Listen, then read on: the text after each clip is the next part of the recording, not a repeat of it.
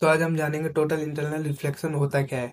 Total internal reflection वो होता है कि लाइट लाइट को हम इतना बैंड कर देते हैं कि वो अपने ही मीडियम, जिस मीडियम से जाती है उसी मीडियम में वापस रिफ्लेक्ट बैक हो जाती है। ठीक है, उसको हम बोलते हैं टोटल इंटरनल रिफ्लेक्शन।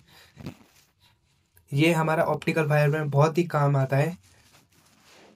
तो हम देखेंगे इसका डायग्राम कैसे कैसे ये वर्क करता है। ठीक है, हमें एक लाइट का सोर्स है, जैसे ये I1 एक लाइट का सोर्स है।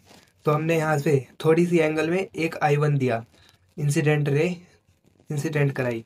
फिर वह क्या गई, डेंसर से रेयर की तरफ जा रही थी, तो ये नॉर्मल से अवे फ्रॉम नॉर्मल हो गई। ठीक है, फिर हमने थोड़ा सा एंगल बढ़ाया इसका, तो I2 का थोड़ा सा एंगल बढ़ाया तो ये नॉर्मल था, नॉर्मल।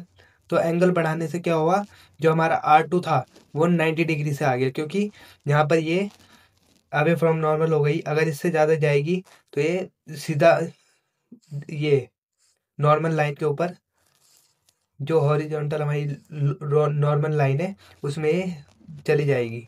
ठीक है, फिर इसलिए यहाँ पर हमारा I one smaller than critical angle. ठीक है, और जो हमारा I2 हुआ वो है I2 is equal to critical angle. Critical angle किसे बोलते हैं, वह एंगल जो 90 डिग्री का बनाती है और सीधे सीधी चली जाती है। ठीक है, अगर हम इसी पॉइंट का एक और थोड़ा सा एंगल बढ़ा दें तो ये 90 से क्या हो जाएगा, ज़्यादा हो जाएगा। ठीक है, 90 से ज़्यादा होने के बाद क्या होगा, जो I3 है वो बड़ा हो जाएगा, किससे, क्रिटिकल एंगल से। तो ये रिफ्लेक्ट बैक कर जाएगी। ठीक है, फिर अगर ये रिफ्लेक्ट बैक करेगी तो इसी हम बोलेंगे टोटल इंटरनल रिफ्लेक्शन।